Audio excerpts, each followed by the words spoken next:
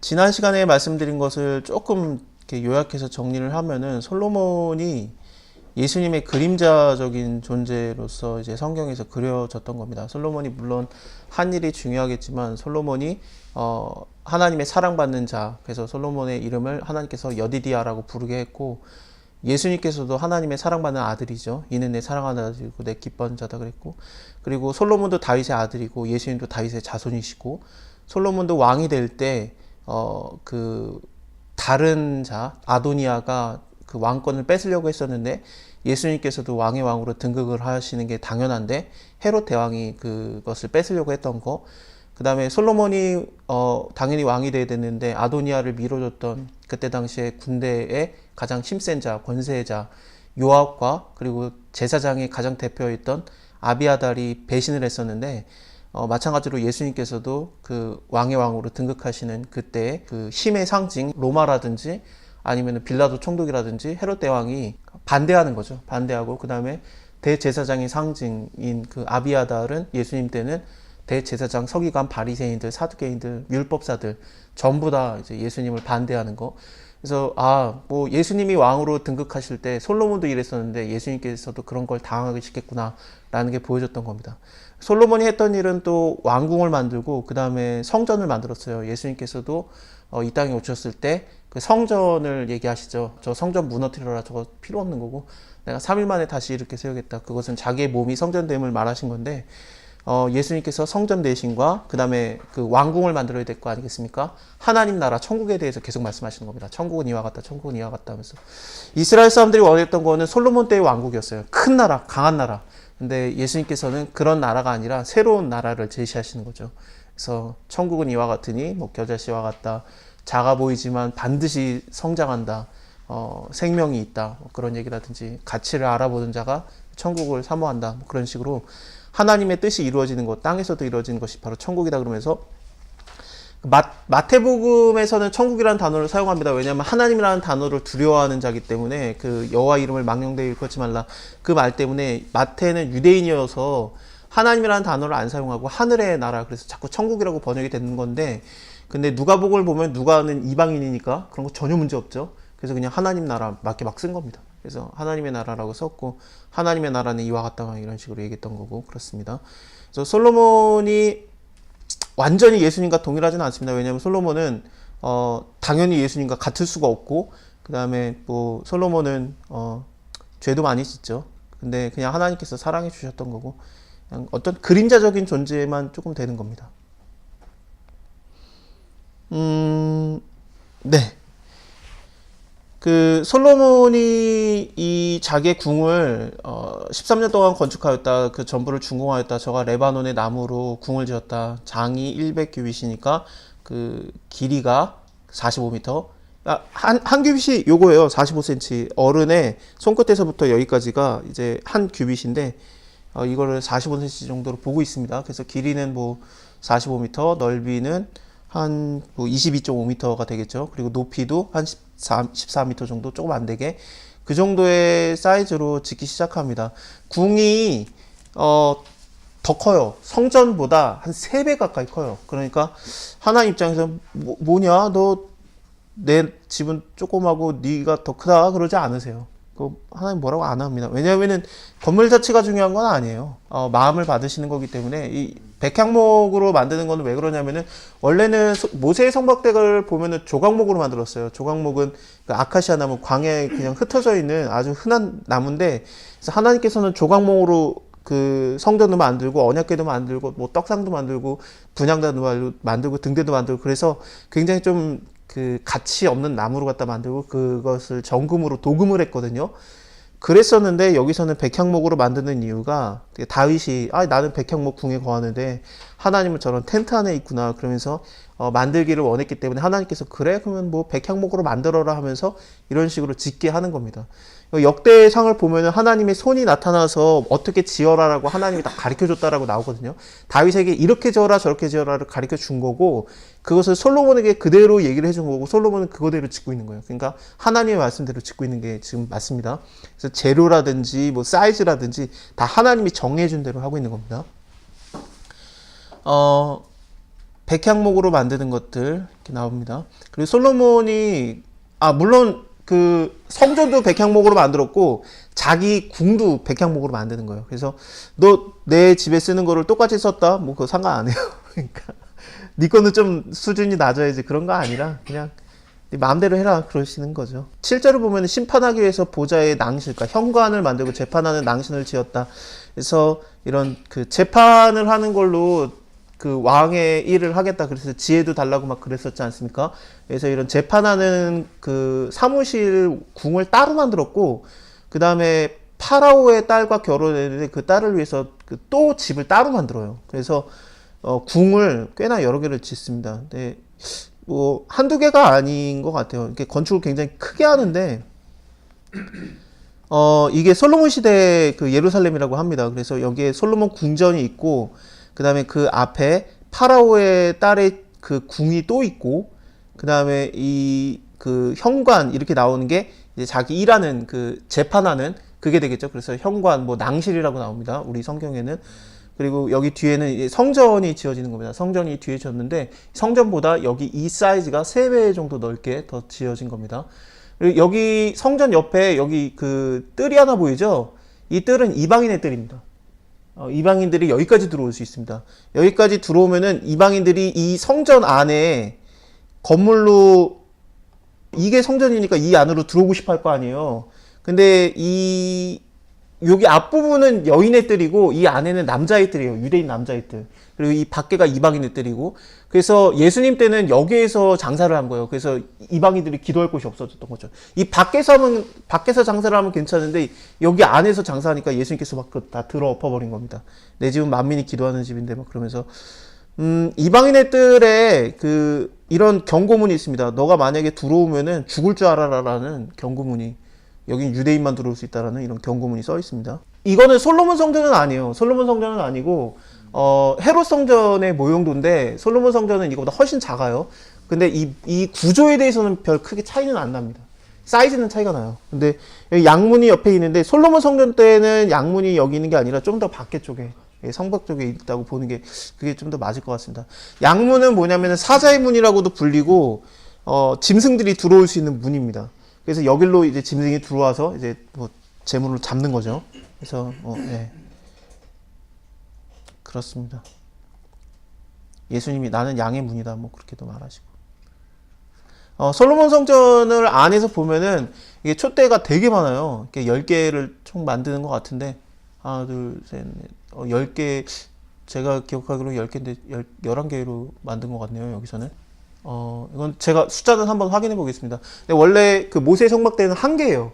들어가면은 그냥 왼쪽에 하나 있고, 그 다음에 오른쪽에는 떡상이 있고, 가운데는 분향단 있고, 그 다음에 바로 휘장 있고, 휘장 뒤에는 언약궤, 그게 끝인데, 근데 훨씬 복잡하게 이렇게 만들어집니다. 왜냐면은 다윗이 크게 짓고 싶어 했으니까, 그래 그러면 크게 져라, 마음껏 크게 져라 이렇게 했던 거고. 그리고 좀 기억해 둘 만한, 이 그림 보는 김에 지금 다 한 번에 보겠습니다. 여기에 그 두 기둥, 그 보아스와 야긴이라는 기둥이 있고요. 그래서 들어가서 아까 그 등대들 이렇게 쭉 있고, 그 다음에 뭐 분향단 있고, 여기에 아마 휘장이 가려져 있겠죠. 그래서 여기 휘장을 안으로 들어가면은 이게 지성소가 되는 거고, 지성소에 언약궤가 딱 하나 원래 놓여졌었는데 이번에는 그 양쪽에 그룹을 만듭니다. 그룹이 이렇게 지금 무슨 사자 모양 같기도 하고 그런데 그렇지는 않고 천사가 그룹이거든요. 그래서 천사가 날개를 펴고 있고 날개랑 날개 사이에 언약궤를 두는 그런 게 있습니다. 근데 언약궤 자체가 뚜껑에 그룹과 그룹이 날개를 펴고 있기 때문에 더 이상 필요하지 않은데 일부러 이렇게 또 만들었어요. 만들라고 했던 대로 만든 겁니다. 그리고 옆에 뭐 이런 창고들이 있는데 이런 창고들은 제사에 사용되는 창고들입니다. 그리고 이 밖에는 물두멍들이 있어요. 모세의 성막궤는 물두멍이 하나예요. 그래서 물두멍으로 갔다가 제사를 드리는 제사장이 손도 씻고 발도 씻고, 아니면은 뭐 사용하는 뭐 삽이라든지 뭐 불쏘시개, 뭐 찌개, 불집게 같은 거를 다 씻는데, 그거를 했었는데 전부 다 있었는데 솔로몬 성전 때는 이게 나눠집니다. 그래서 이 물두멍은 성물들, 뭐 불쏘시개라든지 그런 것들을 닦는 그런 게 되고, 그 다음에 여기 앞에 바다라는 걸 만들어요. 이름 자체가 바다인데 엄청나게 큰 놋대접을 만들어가지고 이걸로써 제사장들이 손과 발을 씻습니다. 그래서 제사 드릴 때 손과 발을 씻고, 그래서 이제 제물을 여기 앞에 번제단에서 드리는 거죠. 그래서 번제단에 불로 갖다 들어와서 이제 분향단에다가 불로 태우는 거고 그러는 겁니다. 그래서 이런 제도가 만들어지는데 이 바다는 하나를 더 생각하면 뭐가 있냐면은 그 제사를 드리기 전에 그 제사장들이 손과 발을 바다에서 씻었기 때문에 유대인들이 우리도 하나님 잘 섬기자 그 마음이 생겨요. 예수님 오실 그 즈음에 바리새인들이 우리나라가 지금 이렇게 망한 거, 로마 식민 상태가 된 거, 우리가 하나님의 계명을 떠났기 때문이다. 우리 무조건 율법을 최우선 준위로 하자 하면서 율법주의가 되면서 바리새인들이 생기게 되고, 그래서 이들이 말씀을 강화시켜요. 어떻게든 하나님 더 지켜보자, 잘 지켜보자. 그래서 의도는 좋았는데, 너네도 손과 발을 씻어라. 우리는 제사도 안 지내는데 무슨 손과 발을 씻냐. 제사장이 씻는 거지. 너네의 삶이 제사다. 그렇게 만들어버린 거예요. 그러면 우리는 그럼 어떻게 하냐? 그러면은 손과 발을 밥 먹기 전에 씻어라. 밥 먹는 게 무슨 제사냐? 그거라도 해라. 계속 하나님을 기억해라. 그래서 밥 먹기 전에 손을 씻지 않은 거에 대해서 그 바리새인들이 와가지고 따지잖아요. 예수님에게. 당신의 제자들은 왜 먹을 때 손을 안 씻고 먹습니까? 위생 개념이 아니라 이 예배 개념이에요. 그래서 예수님께서 뭐 그런 거 같다 그래요. 이제 왜냐면 그거를 물어보려고 예루살렘에서 갈릴리까지 와요. 지금으로 따지면은 부산에서 서울까지 와가지고 물어본 게 왜 당신의 제자들은 손을 안 씻고 밥을 먹나니까 그걸 물어보고 있으니까 예수님이 기가 막혀가지고 야 이게 먹는 게 그 사람을 더럽히는 것이 아니라 그 사람에게서 나온 것이 더럽히는 것이다 하면서 얘기를 해주시는데 이거는 바다의 개념은 어쨌든 손과 발을 씻는 개념이 제사 드릴 때 하는 거였어요. 그래서 위생 개념은 아니었습니다. 그래서 이런 그 솔로몬이 거할 궁도 만들고 그 다음에 모두 굉장히 좋은 돌로 다듬고 그렇습니다. 솔로몬 왕이 보내어서 히람을 두로에서 데려옵니다. 이렇게 두로와 시돈 지역, 그러니까 두로와 시돈도 가나안의 장자예요. 사실은 그 노아의 홍수 이후에 그때를 보면은 창세기를 보면 그런데 근데 두로와 시돈 거기에서의 왕의 이름이 히람인데 여기서 13절에 나오는 히람은 왕이 아니라 두로에서 온 그 납달리 지파 과부의 아들이고 아버지는 두로 사람인 그 혼혈의 이름이 히람입니다. 그래서 왕의 이름과 동명이인이에요. 근데 다른 사람이에요. 근데 얘는 지혜와 총명과 재능이 구비한 자다. 솔로몬 왕이 그에게 모든 공작을 솔로몬 왕이 와서 모든 공작을 하니라 그러면서 이 자가 성전에 굉장히 중요한 것들을 많이 만드는데 근데 이거는 모세의 성막 때도 부사렐과 오홀리압에게 하나님께서 지혜와 총명을 주시죠. 하나는 유다 사람이었고 하나는 단지파 사람이었는데 그들에게 하나님께서 지혜와 총명을 줘서 성전에 들어가는 물건들을 만들게 했습니다. 그래서 물론 그 다 같이 이스라엘 사람들이 헌신해가지고 만든 게 있었어요. 그래서 가늘게 꼰 그런 실들 그런 거 만들 때도 청색실, 자색실, 홍색실, 가늘게 꼰 배실을 만들 때도 많은 사람들이 동원이 됐긴 했었는데 근데 그 재료를 사용해서 정말 언약궤를 만든다든지 그런 것은 부사렐과 오홀리압 그들이 했거든요. 여기서도 마찬가지로 하나님께서 한 명에게 지혜와 총명과 재능을 줘서 이자가 이것을 다 감당하게 했던 겁니다. 21절을 보면은 이렇게 두 기둥을 세웠다. 그래서 하나는 보아스다, 하나는 야긴이다라고 얘기가 나오는데 아까 제가 보여드렸던 그 기둥들을 말합니다. 그리고 바다는 아까 보여드렸던 큰 그 놋대접입니다. 근데 이거 솔로몬이 지나간 다음에 이거 다른 나라한테 다 뺏겨요. 그래서 그 바다까지 이게 뺏겼다라는 내용이 나오는데 놋으로 만들었으니까 당연히 좀 귀하죠. 되게 귀하고 이거 다 이렇게 뺏깁니다. 솔로몬이 48절에 솔로몬이 또 여호와의 전에 모든 기구를 만들었으니 곧 금단과 진설병과 금상과 이런 많은 불리개라든지 이런 것들을 다 만들었습니다. 51절에 솔로몬 왕이 여호와의 전을 위해서 만드는 모든 것을 마쳤고 이에 솔로몬이 그 붙인 다윗에 드린 물건 곧 은과 금과 기구들을 가져다가 여호와의 전 곡간에 두었습니다. 여호와의 전 곡간은 아까 그 성전 사진에서 보여드린 그 중간중간에 방들이 있었죠. 그게 여호와의 곡간이에요. 이 안에 있는 방들. 예. 이게 여호와의 곡간이 돼서 여기다가 두는 겁니다. 7장에서는 이제 만든 게 나오고 그 다음에 이제 8장에서 다 만들었으니까 여호와의 언약궤를 다윗성 시온에서 메어 올려가지고 예루살렘으로 솔로몬 성전으로 갖고 들어오는 거거든요. 이게 별로 안 멀어요. 근데 여기가 이제 다윗성이 되겠고 그 다음에 이게 솔로몬 궁이 되겠죠. 이게 다윗 궁, 이게 솔로몬 궁, 그 다음에 이게 성전인데, 다윗 성에 언약궤를 모셨었기 때문에, 텐트를 치고 모셨었을 겁니다, 분명히. 근데 여기에서 옮겨가지고 요만큼 가는 거예요. 여기서 요만큼 가는데, 아주 그냥 난리를 칩니다. 엄청나게 크게 막 재물을 다 드리면서 그 기록을 할 수 없을 만큼 양과 소를 너무 많이 드려가지고 그 수를 셀 수도 없고 기록을 할 수 없을 정도다라고 말할 만큼 아주 크게 이 행사를 합니다. 그래서 언약궤를 제사장들이 메고 가는 거죠. 이건 당연히 메고 가야 됩니다. 다윗이 신신당부를 했을 거예요. 내가 옛날에 못 모르고 그 하나님의 언약궤를 기란 여아림, 근데 기란 여아림에서 바알레 유다로 이름이 바뀌었어요. 바알레 유다로 이름이 바뀐 것은 그 기란 여아림, 그러니까 숲의 성읍이었는데 그 언약궤가 들어갔던 곳이 블레셋에 갔다가 베세메스에 왔는데 베세메스에서 사람들이 열어보고 5만 70명 혹은 70명이 죽은 다음에 아 이거 너무 무섭다 그래가지고 기란 여아림으로 옮겼잖아요. 그 숲의 성읍이라는 뜻이었는데 다윗이 가지고 올 때가 되면 그 숲의 성읍의 이름이 바알레 유다, 유다의 바알이라는 뜻으로 변합니다. 그래서 그게 우상숭배가 된 거예요. 그 집에서. 그래서 그 지역이 전부 다 우상숭배 지역이 되고 도시 이름이 아예 바알의 유다로 바뀐 거예요. 그러니까 우사가 여호와의 언약궤를 바알신처럼 섬겼던 거고, 그러니까 만지고 죽은 거예요. 하나님께서 그를 죽인 거죠.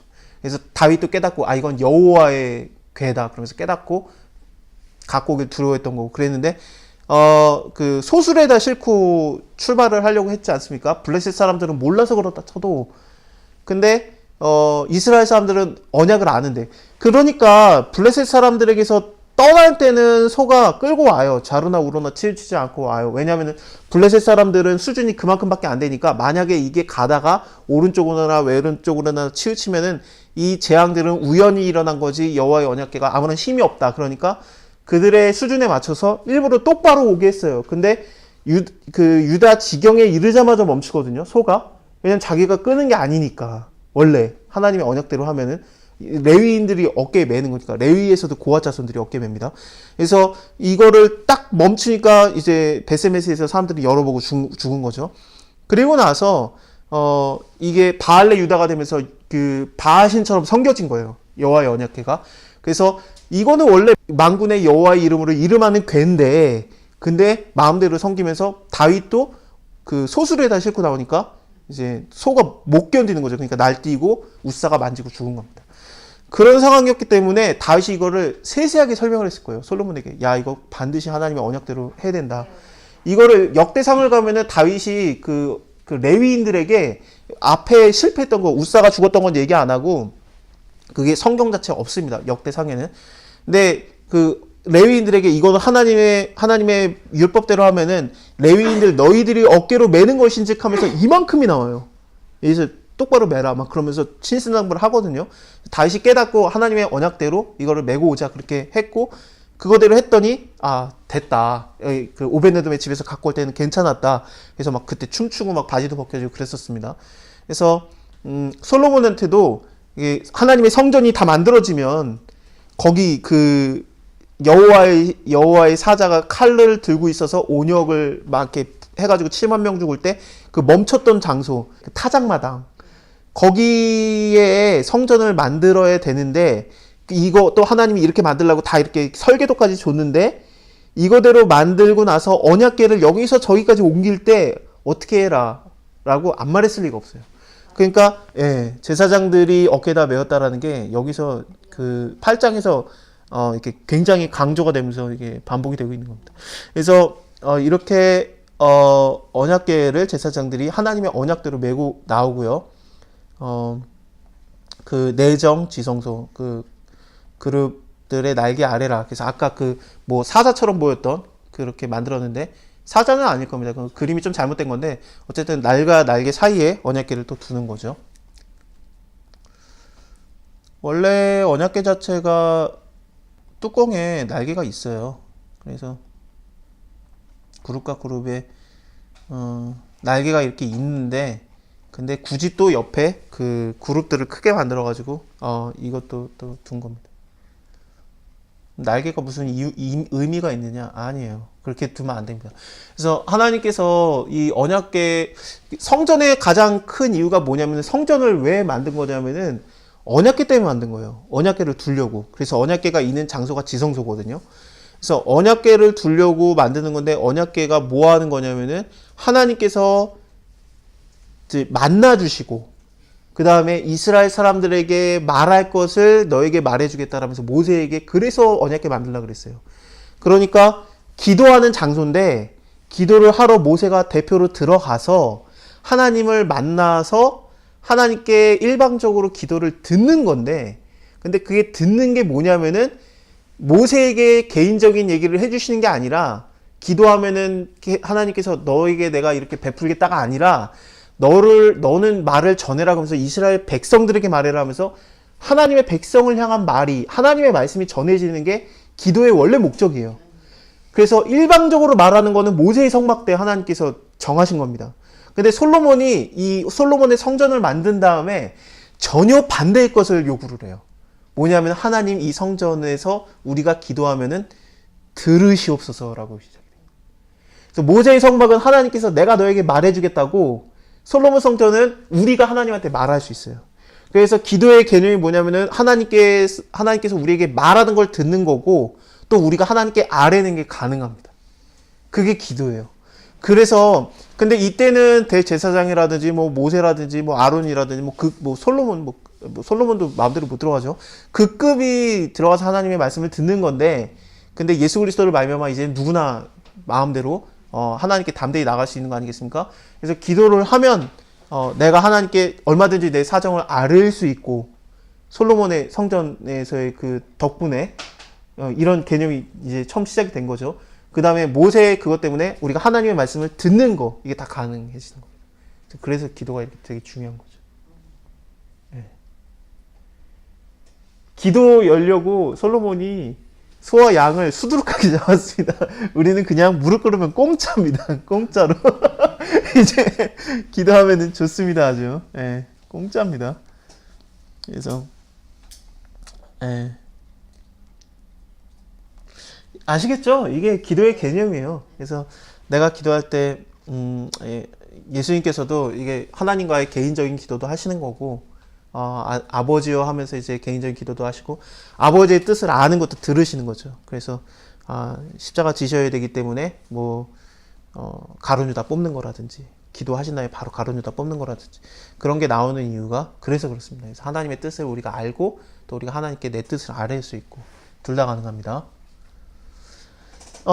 이 성전을 지은 다음에 여기에 뭐 모세, 뭐 호렙, 뭐 이런 단어가 나와요. 그리고 또 여기 구름, 여호와의 영광이 전에 가득했다.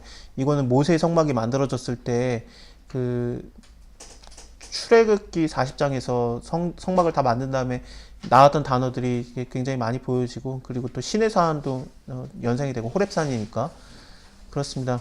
궤 안에, 언약궤 안에 돌판 2개 외에는 아무것도 없어요. 그래서 만나를 담은 항아리랑, 그 다음에 아론의 지팡이, 싹이 나고 순이 나고 줄기가 나고 열매가 맺히고 꽃이 핀 살구 열매까지 열렸던 그 지팡이는 없어졌습니다. 그래서 이 돌판만 남아 있는데, 아마도 만나를 담은 항아리랑 그 지팡이는 언제 없어졌느냐, 아마도 블레셋에 뺏겼을 때 그때 없어진 게 아닌가 싶기도 하고, 아니면 벳세메스 때 그때 아마 건드린 게 아닌가 싶기도 해요. 우리가 하나님께 기도를 아뢰고 하나님의 말씀을 들으면은 언약궤가 필요 없잖아요. 그래서 사무엘이 언약궤를 한 번도 안 찾아봬요. 이제 그의 어렸을 때는 언약궤 앞에 있었어요. 그래서 하나님께서 사무엘을 부를 때 여호와의 언약궤에 있는 그 성전 안에 사무엘이 자고 있었고, 그리고 엘리는 자기의 장막에서 자고 있었어요. 근데 사무엘아 했을 때 성전에서 나와가지고 이제 엘리 제사장이 나와서 아버지가 나를 부르신 걸로 내가 여기 있나이다, 아들아 안 불렀다 가라, 그러면서 3번이나 그걸 한 다음에 하나님의 음성을 듣는 거 아닙니까? 그래서 그 하나님의 언약궤를 굉장히 가까이 하면서 사무엘이 자랐는데, 언약궤가 블레셋에서 뺏긴 다음에 기란 여아림에 왔을 때 사무엘이 그걸 알아요. 그리고 또 미스바에 모여가지고 이스라엘 사람들을 다 모여서 우리가 하나님께 회개하자, 그런 것도 다 얘기했어요. 근데 한 번도 언약궤한테 안 가요. 왜냐하면 사무엘을 아는 거예요. 언약궤가 중요하지 않은 거를.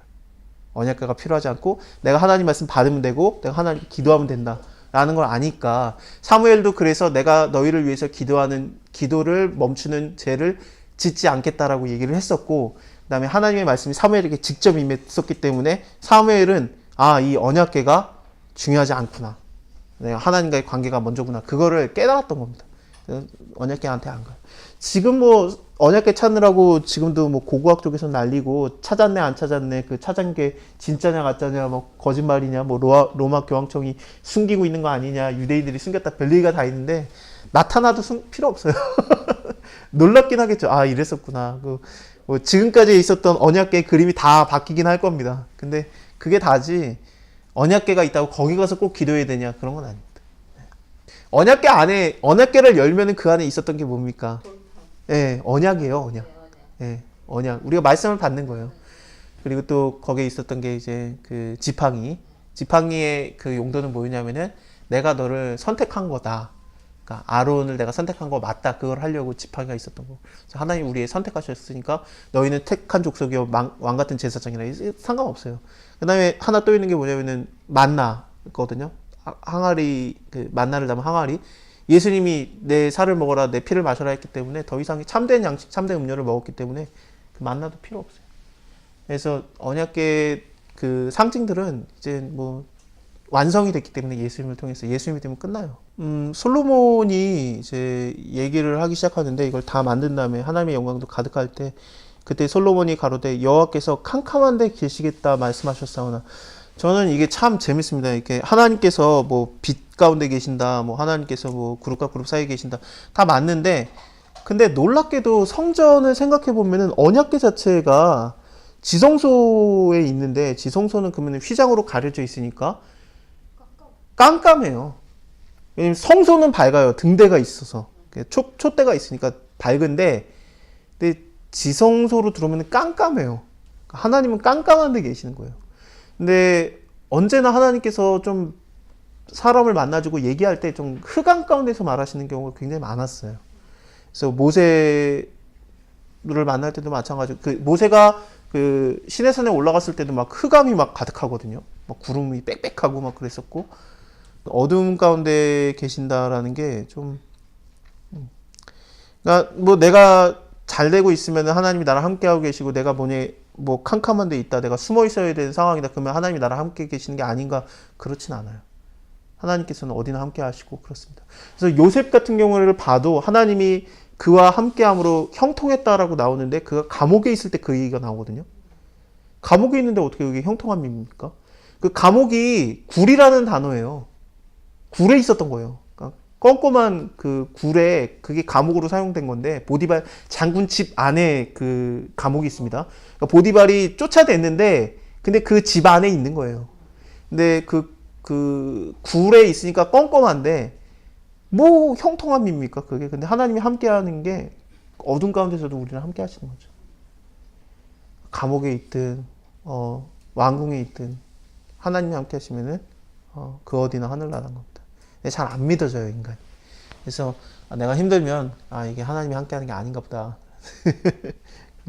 내가 참으로 주를 위해서 계실 전을 건축하오니 주께서 영원히 처소입니다. 그래서 얼굴을 돌이켜 이스라엘 온 회중을 위해서 축복하니 때에 이스라엘이 다 있었습니다. 그래서 그 여호와께서 그 입으로 나의 부친 다윗에게 말하신 것을 그 손으로 이루셨도다. 그래서 하나님이 다윗에게 말한 거는 나단 선지자를 통해서 했던 말, 내가 그 25절부터 나옵니다. 이것이 그 이스라엘 하나님 여호와께서 주께서 주의 종 아비 다윗에게 말씀하시기를 네 자손이 자기 길을 삼가서 네가 내 앞에서 행한 것 같이 내 앞에서 행하면은 너에게로 쫓아서 이스라엘 위에 앉을 사람이 내 앞에서 끊이지 아니하리라. 그래서 영원한 왕권을 얘기하거든요.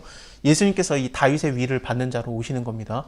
그래서 가브리엘 천사가 이제 마리아에게 나타나서 그는 다윗의 위에 앉을 자라라고 말하는 게 이런 것 때문에 그렇습니다. 영원한 왕권을 받을 자 예수 그리스도를 말하는 겁니다. 근데 아까 제가 말씀드린 것처럼 이제 그 솔로몬이 기도를 하기 시작하는데 27절부터 하늘과 하늘들의 하늘이라도 주를 용납받지 못하는데 하물며 내가 건축한 이 전이 뭘 하나님 이렇게 감당할 수 있겠습니까? 그러면서 이 성전의 의미를 솔로몬이 알고 기도하는 거예요. 이 기도는 지금 솔로몬이 기도했는데 하나님이 그래 줄게라는 게 아니라 솔로몬에게 성령 충만하게 하셔서 하는 기도입니다. 그러니까 성경에 기록이 된 거예요. 모든 성경 하나님의 감동으로 된 것으로 교훈과 책망과 바르게 한가 의로 교육하게 유익하기 때문에 여기에 쓰여졌다 이거 자체가 성령 충만한 가운데서 감동받고 쓴 거예요. 그러니까 이게 말하는 게 뭐냐면 하나님께서 솔로몬에게 감동을 준 거예요. 이렇게 기도하라고. 그리고 하나님께서 그렇게 하겠다고 하시니까 하나님의 뜻대로 기도한 겁니다. 그래서 하나님의 뜻이 뭐냐면은 이제는 너네가 요구할 수 있다라는 겁니다. 그래서 우리가 기도할 때 하나님께서 들어주십시오라는 게 되는 겁니다. 전에 모세의 성막은 내가 너의 이스라엘 백성에게 말할 것을 내가 말해주겠다였는데 이제는 우리가 말할 수 있게 해주십시오라는 것이 허락이 된 거예요. 근데 인간이 죄를 져요. 그래서 만약 우리가 범죄하게 되면은 그러면 어떻게 합니까? 그러면은 주님께서 들어주십시오. 35절에도 만약 우리가 또 범죄해가지고 하늘이 막 닫히고 비가 없어지고 주님께 벌을 받을 때 이곳을 향하여 빌며 주의 이름을 인정하고 그 죄에서 떠나면 하느님께서 들어주십시오. 또 37절에도 만일에 뭐 이 땅에 기근이나 온역이 있거나 뭐 메뚜기, 황충 뭐 이런 것들이 와서 뭐 재앙이 있어서 한 사람이나 혹은 주의 백성 이스라엘이 다 자기의 마음에 재앙을 깨닫고 이 전을 향해서 손을 펴고 무슨 기도라 간구를 하면 하나님께서 들어주십시오. 그래서 자기네들이 죄를 지을 수밖에 없다라는 거를 정확하게 알고 있어요. 솔로몬이. 또 41절을 보면은 그 유대인들, 뭐 이스라엘 사람들뿐만 아니라 이방인들이 와도 만민이 와도 여기를 향해서 기도를 하면은 주님께서 들어주십시오라고 만민을 향한 만민이 기도하는 집이 여기서 벌써 이루어지는 겁니다. 44절에 주의 백성이 적국으로 더불어서 싸우고자 해서 주의 보내신 길을 나아갈 때 저희가 주의 빼신 성과 내 주의 이름을 위해서 건축한 전에 있는 편을 향해서 기도하거든 하나님께서 들어주시고 그 일을 돌봐주십시오. 그래서 성전에서 기도를 하든지 아니면은 성전을 바라보기라도 해야 돼요. 그렇게 해서라도 기도를 하는 겁니다. 그 기도를 들어주십시오라고 했고 하나님께서는 다음 장에서 당장에 내 눈 두겠다. 그래서 내가 해주겠다 하는데 그러니까 다니엘이 포로로 잡혀갔을 때도 그 창문을 예루살렘을 향해서 열고 기도를 했던 것처럼 48절에 사로잡혀간 적국 땅에서 기도를 하면 그래도 이 편을 향해서 기도를 하면 주님께서 들어주십시오 그러거든요. 그러니까 포로로 잡혀가도 그곳을 향해서 바라보고 기도를 하면 돼요.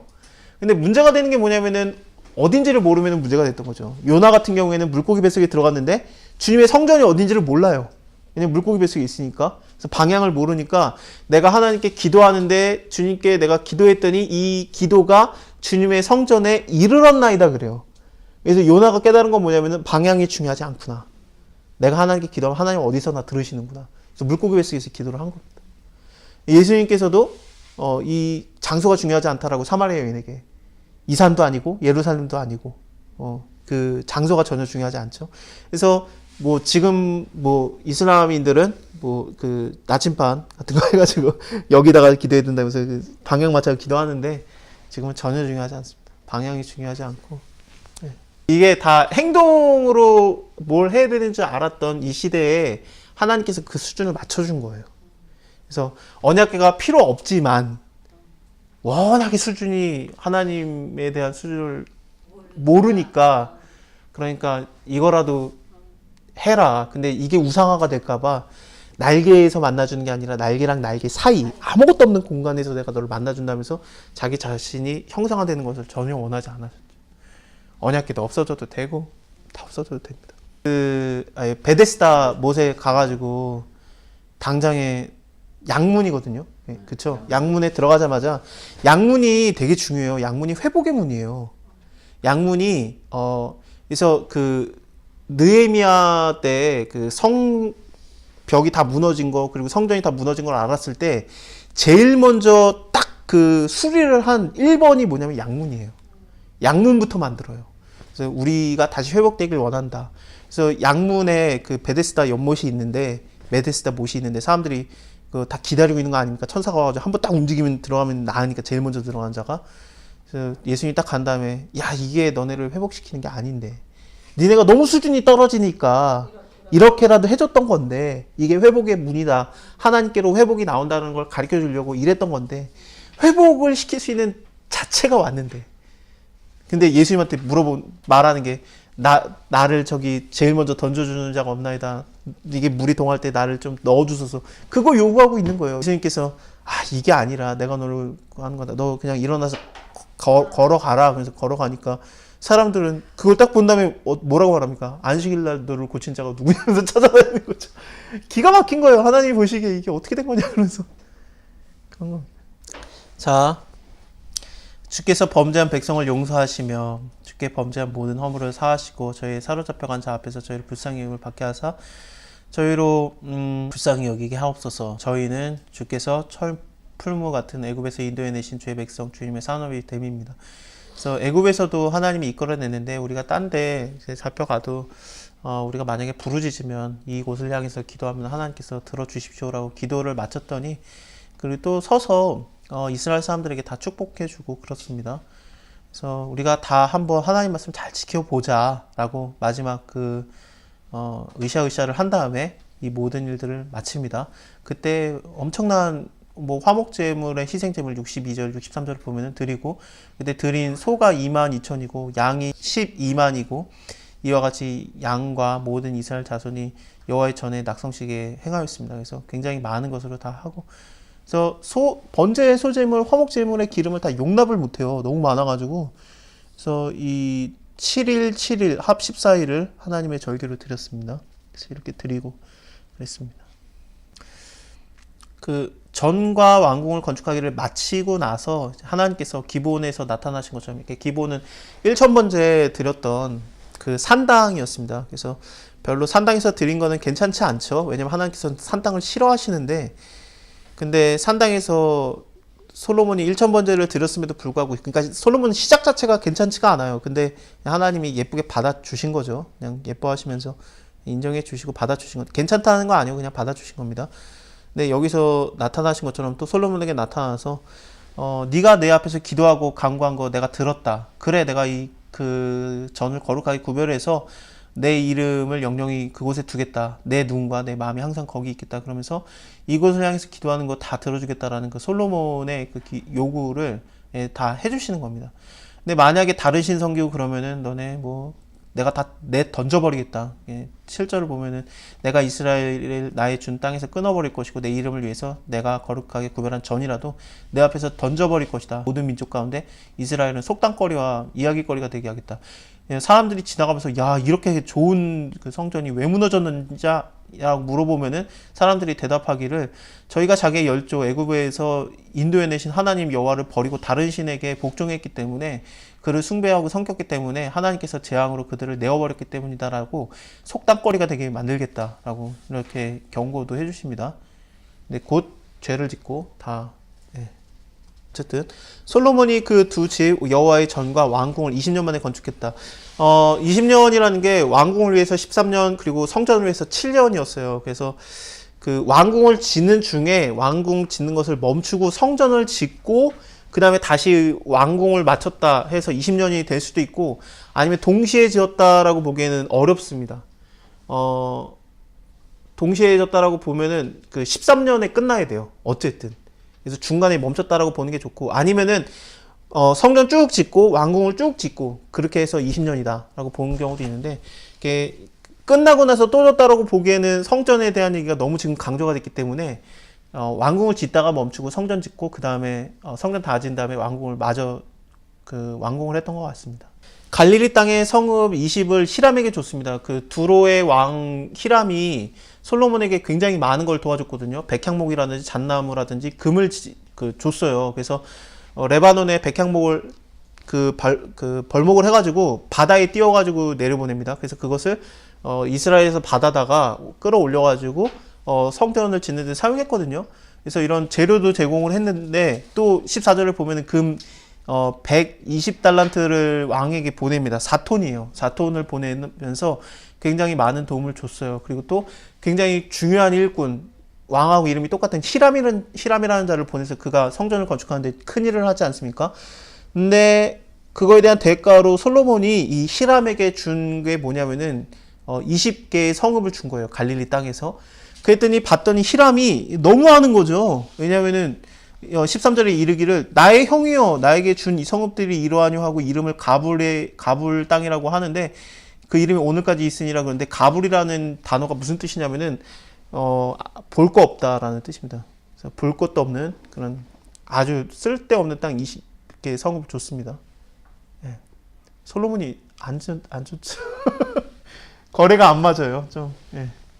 근데 이거대로 했고 솔로몬이 이것 말고도 굉장히 많은 땅들을 또 짓는데 예루살렘 성과 하솔과 그리고 무기또 나중에 이 무기또는 하메기돈 하면서 아마겟돈과 연관이 되는 그런 곳입니다.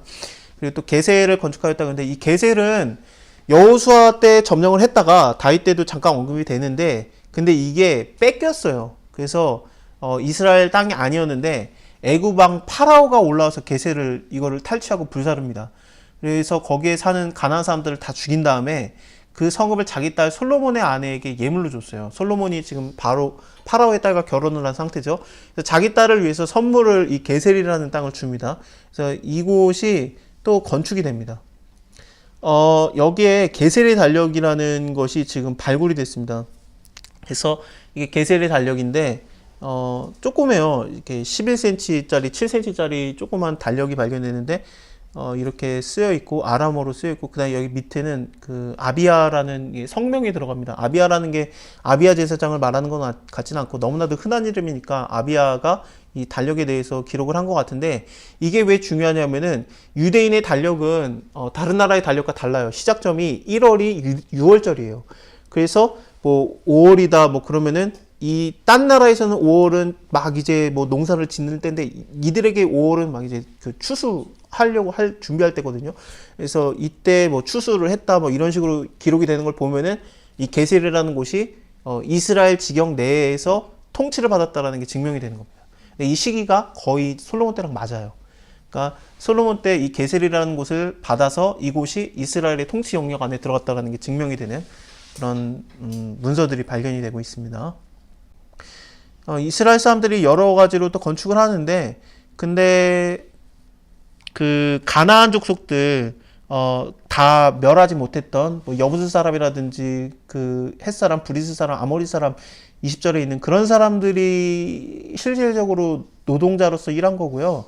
이스라엘 사람들은 노예로 삼지 아니하였다. 이스라엘 사람들은 뭐만 했냐면은 그냥 감독을 한 거예요. 그래서 감독을 하는 자들이었고 그 가나안 족속들이 일을 했던 겁니다. 이게 왜 저는 중요하다고 보냐면은 노아 때 창세기에서 노아 때 노아가 함이 자기 하체를 봤다는 걸 안 다음에 함의 아들인 가나안을 저주해요. 그래서 가나안은 그 셈의 종이 되리라 그랬거든요. 그래서 지금 종이 됐다라는 게 지금 드러나는 거죠. 또 26절을 보면 솔로몬 왕이 에돔 땅 홍해 물가 에롯 근처 에세온 게벨의 배들을 지은지라 그러는데 이 에세온 게벨의 배들 이거는 함대들을 지은 거예요. 해군들을 지었고 왜 해군들을 지었냐면은 오빌에 가서 금을 이제 가지고 오는 거 중개무역을 한 거예요. 솔로몬이 이걸로 부를 축적합니다. 사실상. 그래서 뭐 여러 나라에서 돈을 받고 막 그런 게 있었고 하나님께서 돈을 갖다가 제공을 하시는데 하늘에서 떨어지는 게 아니잖아요. 하나님께서 불을 내가 너에게 주겠다 그랬을 때 하늘에서 돈이 떨어지는 게 아니라 인간들 사이에서 어떤 루트를 주잖아요. 제일 많은 돈을 얻어낸 게 이거였어요. 오빌의 금을 중개무역을 한 겁니다. 그래서 나중에 그 아하 왕 때 아하시아 왕이 이거를 통해서 자기네 나라를 강하게 하려고 해요. 유다의 왕이었던 아하시아가. 그래서 배를 짓고 오빌에서 금을 갖고 오고 중개무역을 하려고 하는데 하나님께서 그 배를 갖다 침몰시켜요. 그래서 그때 깨달아요. 아, 내가 하나님을 의지해야지. 아합을 의지해도 안 되고 이 중개무역을 의지해도 안 되는 거야. 그러면서 아하시아가 마지막에 하나님께로 돌아오는 게 결정적인 역할을 합니다. 근데 이 오빌의 금을 갖고 오는 거 이런 것들을 하는데 금 420달란트를 얻었다 그러는데 이거는 14톤 정도 되는 금의 양입니다. 스바야 왕이 여호와의 이름으로 말미암은 솔로몬의 명예를 듣습니다. 그러니까 솔로몬의 명예는 여호와의 이름으로 말미암은 솔로몬의 명예입니다. 그러니까 하나님께서 그 명예를 준 거예요. 그래서 솔로몬이 지금 부강해지고 지혜로워지고 뭐 부유해지고 그게 있는데 이제 스바 왕이 찾아오는데 스바의 아버지가 구스예요. 창세기 노아의 그 족보를 보면은 구스가 이제 스바라든지 뭐 그런 자들을 낳는 거거든요. 에디오피아 내시가 오죠. 여기 사람입니다. 왜냐하면 구스의 아들이 에디오피아 왕자예요. 에디오피아 시왕이에요. 시작왕. 에디오피아 사람들은 정말 믿는 게 뭐냐면은 스바 여왕과 솔로몬이 동침을 했다라고 봅니다. 그래서 그때 낳은 아들이 에디오피아의 첫 왕이 됩니다.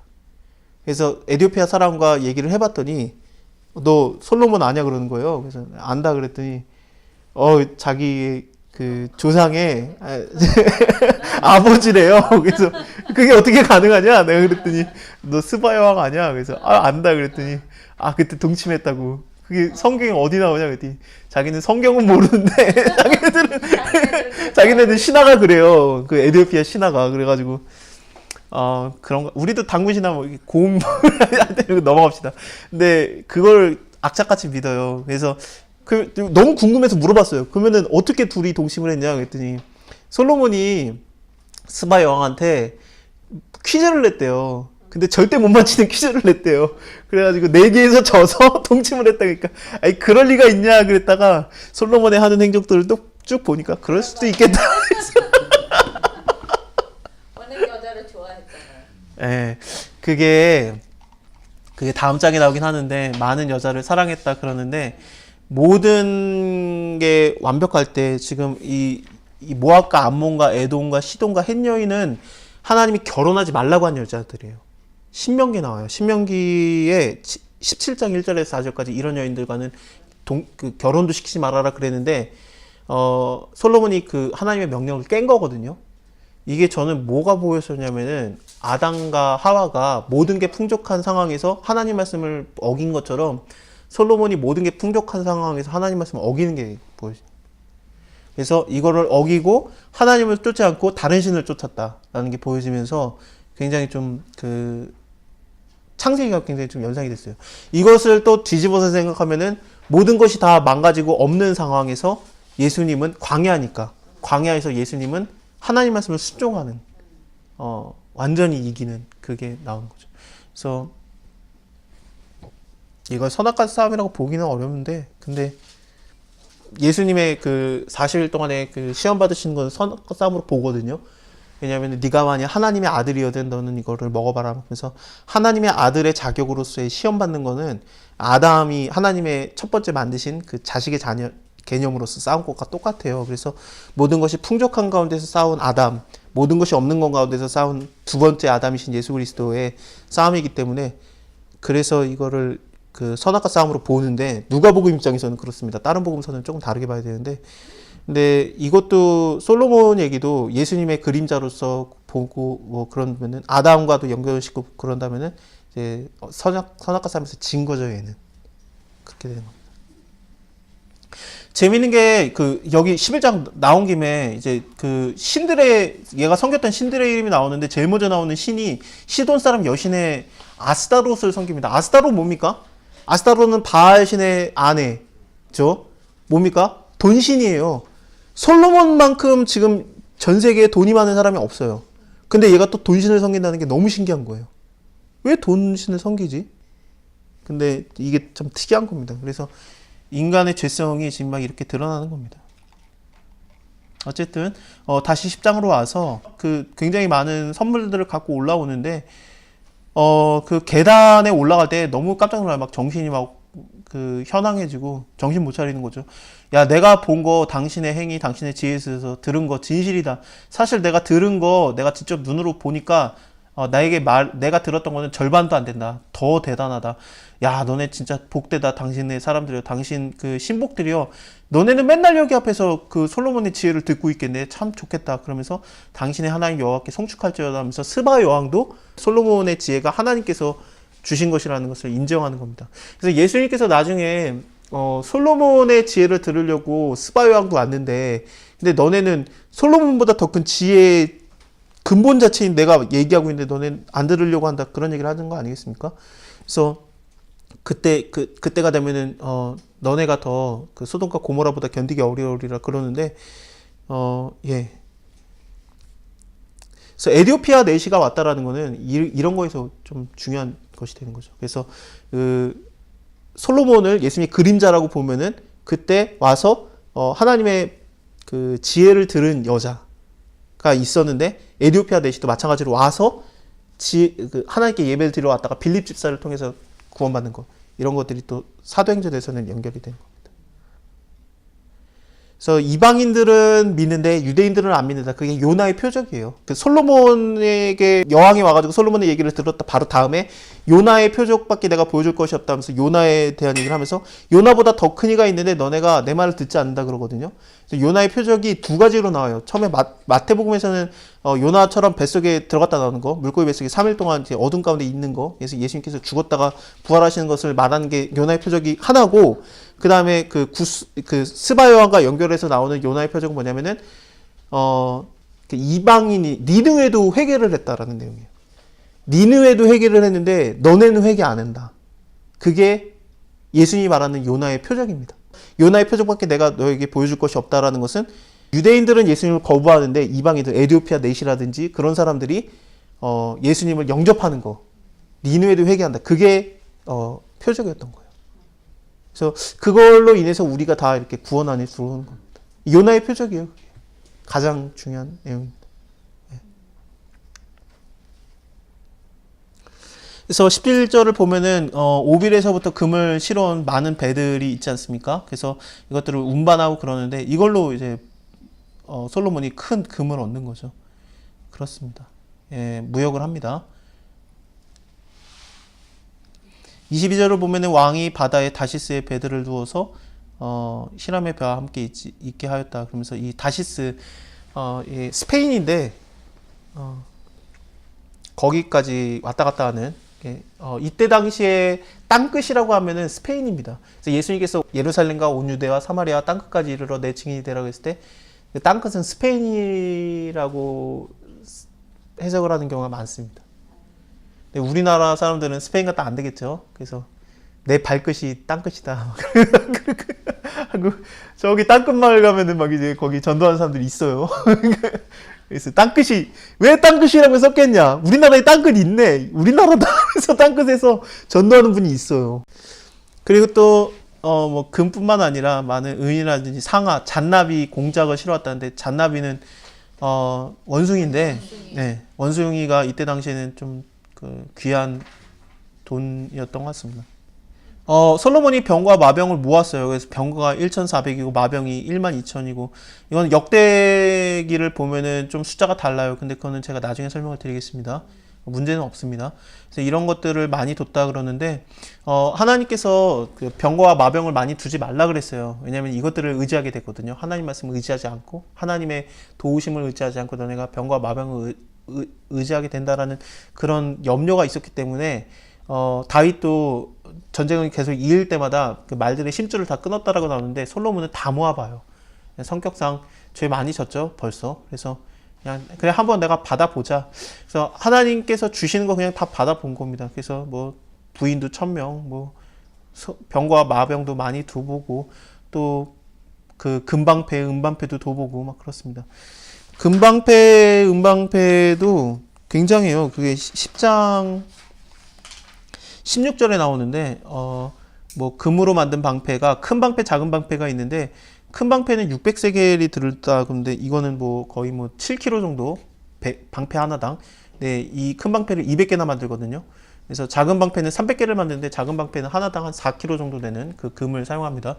이런 것들도 만들어보고. 근데 이거 한 번도 못 사용해요. 다 뺏겨요. 다 뺏기고 이런 마병이라든지 병거라든지 이런 것도 한 번도 못 사용해보고 다 뺏깁니다. 다음 왕 때. 하나가 3억씩 네. 7kg니까. 근데 그 정도는 돼야 되지 않겠나 싶어요. 하나님이 야 내가 너네한테 못 줘서 그런 줄 아냐. 야, 한번 줘봐. 그리고 솔로몬 하나 지정해놓고 준 거 아닙니까? 하나님이 주면은 이 정도는 줘야죠.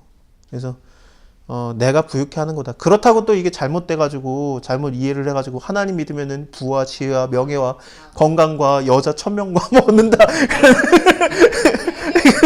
아니요. 아니에요. 예수님을 보면 예수님 부유하지도 못했고 뭐 건강하셨지만 근데 뭐 예수님은 뭐 교육도 많이 못 받으셨고 그래서 저는 공부를 받지 않은 자인데 전문 교육을 받지 않은 자인데 어떻게 저가 저런 말을 아느냐라면서 놀랬었고 사람들이 가족 부양에 돼 있었고 건축자였고 그런 걸 통해서 보면은 예수님만 봐도 그럼 예수님이 뭐 솔로몬보다 떨어집니까? 아니잖아요. 근데 없어요. 그냥 하나님께서 주시고자 하면은 주는 거고 아니면 아닌 거지. 내가 받았으면 하나님께 복 받은 거고 안 주면은 내가 하나님한테 복을 안 받은 거냐? 그렇지는 않습니다. 하나님께서 어둠 가운데서도 말하시고 빛 가운데서도 말하시고. 그래서 제일 중요한 거는 그냥 이 모든 것이 하나님께로부터 왔습니다라는 것을 인정하고 하나님께 감사하면 돼요.